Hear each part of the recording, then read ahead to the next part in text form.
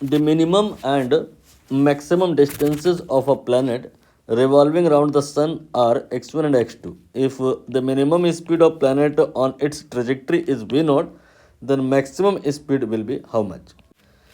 तो समरी ये है कि कोई एक प्लैनेट है अराउंड द सन, वो घूम रहा है, तो बताना है कि उसकी जो मैक्सिमम स्पीड होगी वो कितनी होगी। डायग्राम के थ्रू बात कर लेते हैं।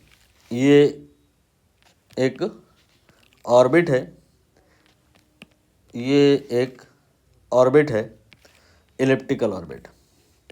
केपलर ने तो यही बताया था कि ऑर्बिट जो होती हैं प्लैनेट की, इन रियलिटी वो सर्कुलर नहीं होती हैं। सिंप्लिसिटी पर्पस के लिए हम मान सकते हैं, बट इन रियलिटी वो इलिप्टिकल होती हैं। और जो सन होता है वो सेंटर पे नहीं होता है, वो फोकस पे होता है।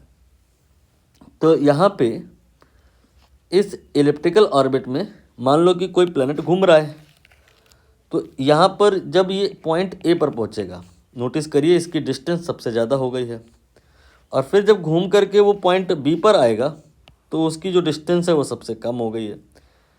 इसी को इन्होंने कहा है कि ये आपका x1 x2 है।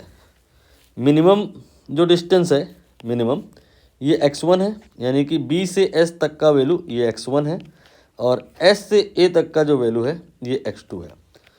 फिर आगे इन्होंने कहा है कि इन द ट्रेजेक्ट्री जो मिनिमम स्पीड है वो v0 है। अब बात आएगी कि मिनिमम स्पीड होगी कहाँ।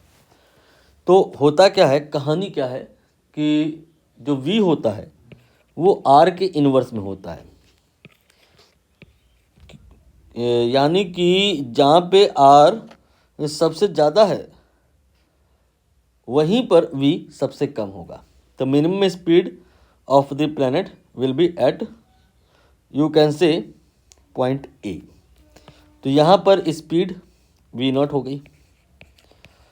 पॉइंट बी पर स्पीड मैक्सिमम होगी, कितनी होगी मैंने मान लिया सपोज v, हमें यही निकालना है। क्वेश्चन आई थिंक क्लियर हो गया होगा, आंसर भी दिख गया होगा। दरअसल ये कहानी कहाँ से आई, इस पर यहाँ डिस्कशन रिक्वायर्ड है। केपलर का सेकंड लॉ जब आप पढ़ते हो दैट टाइम सारी कहानी पढ़ी जाती है कि ये जो ग्रेविटेशनल फोर्स होता है ये सेंट्रल होता है। सेंट्रल फोर्स बोले तो क्या मतलब कि चाहे आपका ये प्लैनेट कहीं भी कंसीडर कर लिया जाए, कहीं भी, उस प्लैनेट पे जब सन के द्वारा फोर्स लगाया जा रहा होगा तो वो अट्रैक्टिव फोर्स होगा। अट्रैक्टिव फोर्स ऐसे भी बन सकता है, और अट्रैक्टिव फोर्स आप ऐसे भी तो बना सकते हो, ये भी तो अट्रैक्शन ही है। लेकिन ये जो सेकंड टाइम आप बना रहे हो ये गलत है, क्योंकि ये सन से पास नहीं हो रहा है।